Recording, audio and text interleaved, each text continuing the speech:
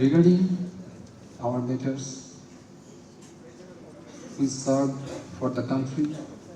We went to call out for the duty. On 25th February 2009,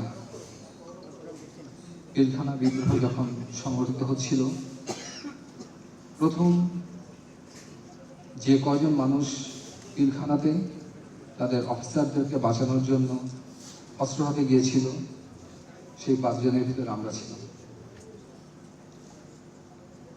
পরবর্তীতে শেখ হাসিনা দরবারে যারা ন্যায় বিচারের জন্য, সুষ্ঠু ন্যায় বিচারের জন্য এবং রাজনৈতিক ব্যক্তিবর্গ যেই থাকুক না কেন তাদেরকে বিচারের আওতা আনার জন্য যারা সোচ্চার ছিল, তাদের ভিতরে আমরা ছিলাম।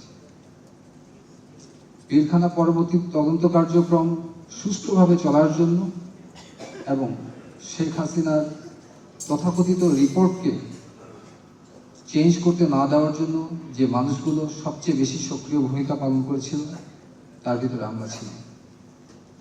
আমাদের অপরাধ ছিল অনেক বড়, কারণ আমরা দেশকে ভালোবেসেছিলাম, সেনাবাহিনীকে ভালোবেসেছিলাম এবং আমরা একটি সুপরিকল্পিত হত্যাকাণ্ডের ন্যায় বিচার চেয়েছিলাম। এবং এর ফলশ্রুতিতে যে অমানসিক নির্যাতন আমাদের উপর দিয়ে চালানো হয়েছে, তা যদি আমি কিছুটা বর্ণনা করতে চাই, আমি বিবাহের 10 দিনের মাথায় আমাকে আয়না করে তুলে নিয়ে যাওয়া হয়।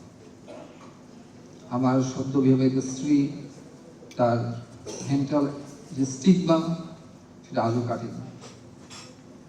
আমাদের একজনের স্ত্রী ছিলেন ক্যান্সার পেশেন্ট, তাকে তুলে নিয়ে যাওয়া হয়। আমাদের একজন ছিলেন, তার বাচ্চা মাত্র 4 বছর বয়স, সে জটিল রোগে আক্রান্ত ছিল, তাকে তুলে নিয়ে যাওয়া হয়। যে নৃশংসতা, যে বৈশাচিকতা আমাদের উপর দিয়ে চালানো হয়েছে, সেটা শুধুমাত্র আমাদের শরীরের ক্ষতচিহ্নের ভিতরে সীমাবদ্ধ না। আয়নাঘর, 5 বছরের সশ্রম কারাদণ্ড এবং জেল থেকে বের হওয়ার পরে 12 বছর এই দেশের এক বড় জেলে আমরা আবদ্ধ ছিলাম। আমি নিজে ব্যক্তিগতভাবে দেশ ত্যাগ করতে বাধ্য হয়েছি এবং 12টি বছর আমি এই দেশে আসতে পারিনি। তন্মধ্যে আমার বাবা স্ট্রোক করেছেন, পক্ষাঘাতগ্রস্ত। আমাদের একজনের বাবা স্ট্রোক করে ইন্তেকাল করেছেন। একজনের মা স্ট্রোক করে আজ শয্যাশায়ী, উনি কথা বলতে পারেন না। এই একজনের স্ত্রী মানসিকভাবে যে আঘাত পেয়েছেন, সে থেকে আজ পর্যন্ত বেরোতে পারেনি। দেশকে সার্ভ করতে গিয়ে, বাংলাদেশের জন্য অবিচলভাবে থাকার জন্য শেখ হাসিনা এবং তার পরবর্তী রিজিয়ন জাতীয়তাবাদীকে বিশ্বাসী, সৎ, ন্যায়পরায়ণ এই সমস্ত অফিসারদের এই দেশ থেকে বের করে দিয়েছে, নির্যাতন করেছে, গুম করেছে, খুন করেছে এবং জুলুমের চরম সীমানায় তারা পৌঁছে দিয়েছিলেন। আমি বিশ্বাস করি জনাব তারেক রহমান সাহেব আমাদের এই ক্ষতটা কিছু হলেও উনি উপলব্ধি করতে পারেন এবং আমি মনে করি উনি আরো বেশি পারেন। আমি আমার বাবার সেই আগের হাসিটা দেখতে পাই না। ক্যাপ্টেন ফুয়াদ স্যারের বাবা ইন্তেকাল করেছেন, উনি ওনার বাবাকে আর জড়ায় ধরতে পারেন না। রাজীব স্যারের মা প্যারালাইসিস হয়ে উনি কথা বলতে পারেন না। রাজীব স্যার তার মায়ের ভাষা শুনতে পায় না। রেজা স্যারের মা, উনিও অসুস্থ হয়ে শয্যাশায়ী, উনি আর তার ছেলেকে জড়িয়ে ধরতে পারেন না। এবং এই যে বেদনা, এই কষ্টটা আমি বিশ্বাস করি তারেক রহমান সাহেব খুব ভালো বুঝেন, কারণ উনিও চরম নির্যাতনের শিকার। উনিও ওনার ছোট ভাইকে আর জড়িয়ে ধরতে পারেন না।